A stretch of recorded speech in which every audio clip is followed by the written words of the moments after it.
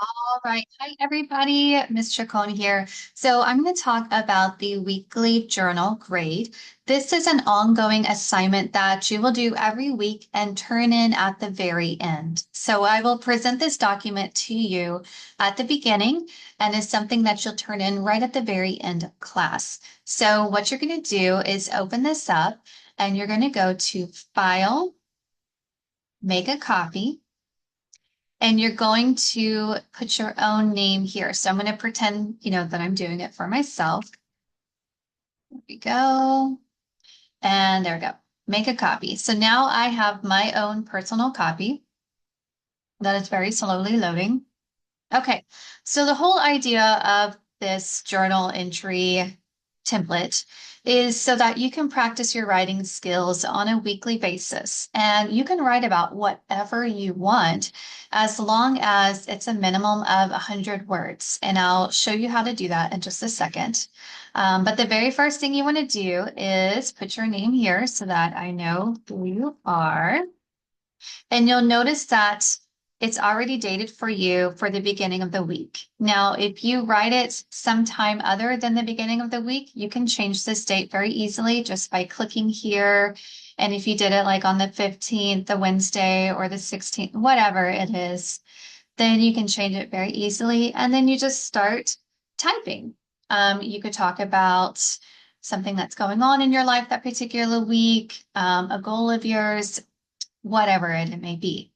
If you are having trouble coming up with something to write about, I have this prompter here for you. Let's take a look at this. So this one is going to have some ads that pop up on it sometimes. It just kind of, yeah, there it goes.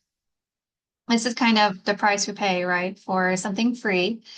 This is entirely up to you. If you don't like it, you do not have to use it. But if you are stuck, please feel free to use it. I do ask for the journal goal. Like, that's entirely up to you. You could just be like standard. If I want to like set a goal in my journal, if I want to do some creative writing, if I want to improve my writing skills, which is a large part of this class, then just kind of click around, play with it. Now, the journal type, we want to keep it for standard because once we start like diving into the other ones, it gets a little weird and it's not going to really fit with the format that I provided you. So keep it standard and then just generate prompts. And like I said, you can just play around and you can generate and regenerate to your heart's content. So you can see here it generated, describe a place that holds a special meaning to you using all five senses. Focus on vivid details. What do you see, hear, smell, taste, and feel? After writing your description, reflect on how sensory language enhances your writing and how it can draw readers into the scene. If I'm like, that's cool, but not really like what I'm looking for, I can do more like this. And then there's my prompt. Or I can do generate another prompt using the same thing, improving writing skills, or I can go back to the drawing board and say, no, I want problem solving. Let's see what they're going to throw at me here.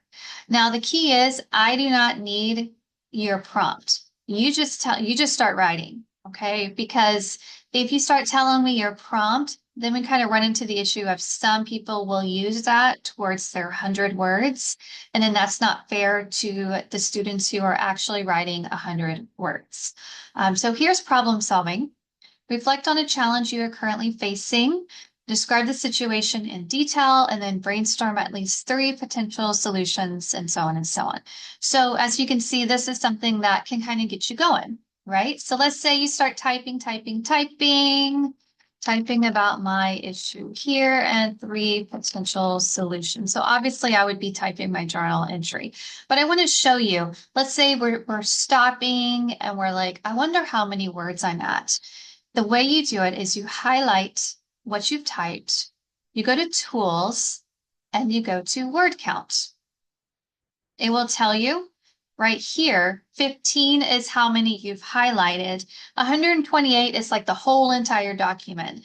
So you want to make sure you are focused on the words you've highlighted, right? So I only have 15. I got a little ways to go, which makes sense, right? Because I was just like blah blahing. I can also display the word count when I'm typing, which could help me out too. So I could say like blah, blah, yap, yap, yapping, and highlight to keep track. Now I'm at 20 words, so I can keep track that way too. Now, when I'm done for the week, that's it. I don't need to do anything because it auto saves. It's a Google Doc. I do want to point out though, take advantage of these tools up here. The spelling and the grammar, ensure that these are checked so that whenever you're typing, if you make a mistake, it can fix it for you. And seen per.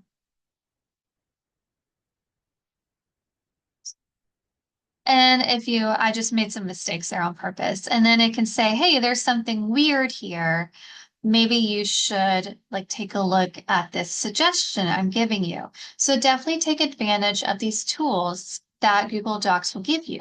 And then you will be able to see, oh, I'm making this like same mistake over and over, right? So obviously I need to maybe brush up on my verbs or whatever it may be. So week 2 comes along, then it's time for me to start typing my journal entry. The same thing again. If I know what I want to write about, then I'm just going to jump right into it. If I don't know what I'm going to write about, then I can go to my generator here and get an idea. Same sort of thing. I need to make sure I highlight and then a minimum of 100 words for each one. Notice that there are 8. The last week is only like 3 days. So you want to ensure that you leave yourself enough time to turn this in to be graded.